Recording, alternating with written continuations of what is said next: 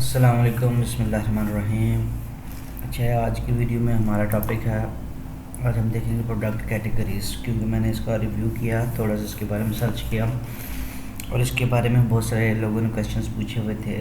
Even के लोगों को इसका यूज़ भी कन्फ्यूजन हो रही थी कि ये इसका यूज़ किस तरह से होगा।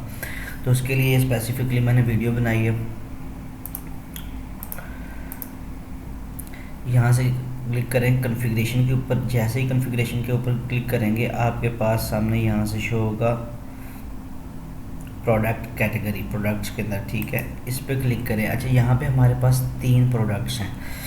ऑल की तो समझ आती है, ऑल कैटेगरी जो है हर किस्म की प्रोडक्ट, हर चीज़ प्रोडक्ट, मतलब कोई भी प्रोडक्ट है वो ऑल के अंदर है। ठीक है, उसके बाद ऑल स्लैश एक्सपेंसेस लिखा हुआ है। ऑल का मतलब ये है कि ऑल स्लैश एक्सपेंसेस का मतलब ये है कि एक्सपेंसेस, ऐसी प्रोडक्ट्स जिनके एक्सपेंसेस हैं जैसे बाय की हुई हैं। ठीक है, ऑल स्लैश सेलेबल, जो सेल करने वाली प्रोडक्ट्स हैं। ठीक है,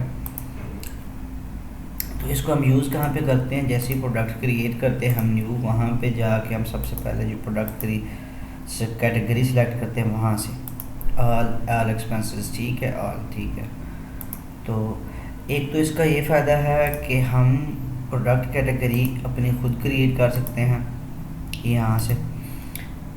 दूसरी बात ये कि आप अपने प्रोडक्ट्स को कैटेगराइज कर सकते हैं स्पेसिफिकली। सपोज कर ले आपके पास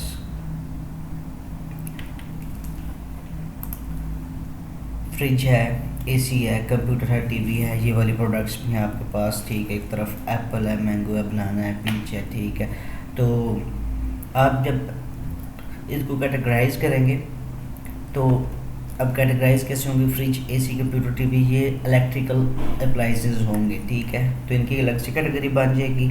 और नीचे फ्रूट की, एप्पल, मैंगो, बनाना, पीच। ठीक है, फ्रूट्स की। तो जैसे ही आप यहाँ पे अपनी न्यू कैटेगरी बनाएंगे, कैटेगरी बनाने के बाद लेट्स से मैं क्रिएट करके देगा। ठीक है,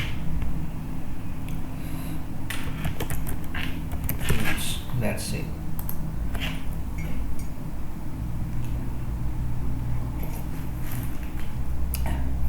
उसके बाद आप अपने प्रोडक्ट्स पर क्लिक करेंगे।